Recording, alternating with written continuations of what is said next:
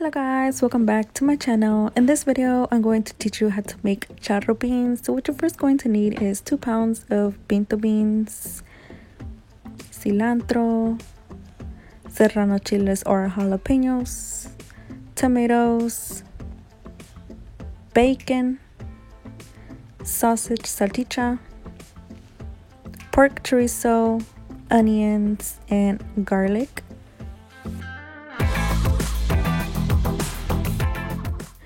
Okay, so what you want to do first is clean out your beans, take out all the unwanted beans, and then you want to fill up your pot halfway of water.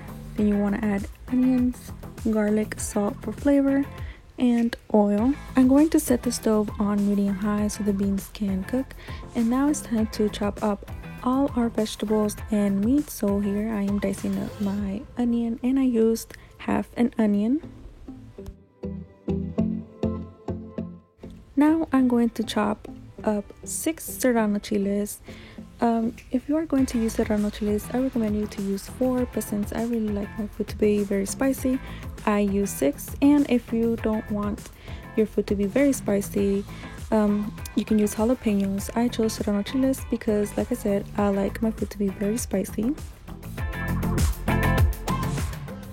Next, I went ahead and chopped up 6 tomatoes.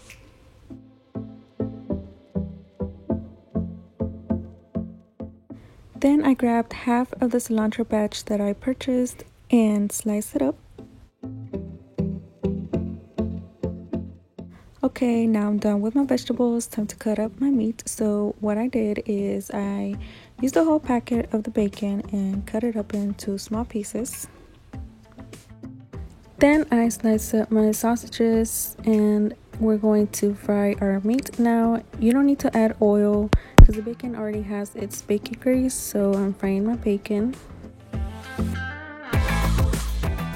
Then I add in my sausages, and next you want to add ham if you are going to add ham, but I skipped this part.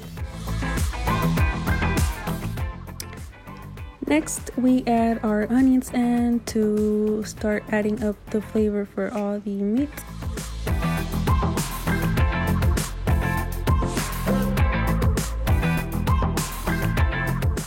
Then I'm going to add my pork chorizo, and I recommend you to this pork chorizo because it's going to give it the color and that boost of flavor. Okay, now my meat looks burnt, but not because I burned my food. I personally like my meat to be toasty and burnt. So as you can see, I added in my serrano chiles, and then I'm going to add my tomatoes. One thing is that you always want to add your vegetables to the last because vegetables are very, like, let's say they're fresher and they are more likely to overcook. Okay, once your beans are ready, they are soft, and that's the time when you want to add in your meat. And after adding the meat in, you want to set your food to boil.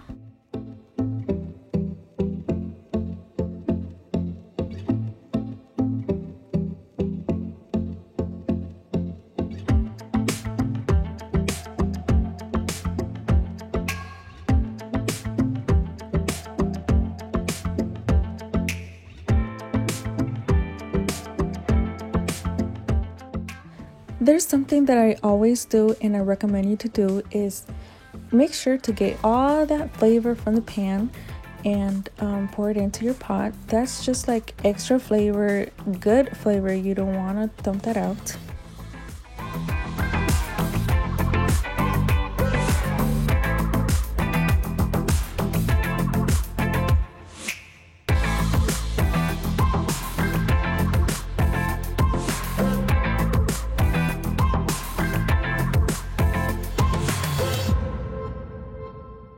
After setting the food to boil, now you want to add in your cilantro, and it's time to turn it off. You don't want to let the cilantro to cook it for too long. Okay, you have made it to the end of the video, and if you enjoyed this video and you found this very helpful, give this video a thumbs up. Share this video with your friends if you don't want to be the one to make it. Subscribe to my channel for more videos like this. Until next time, bye!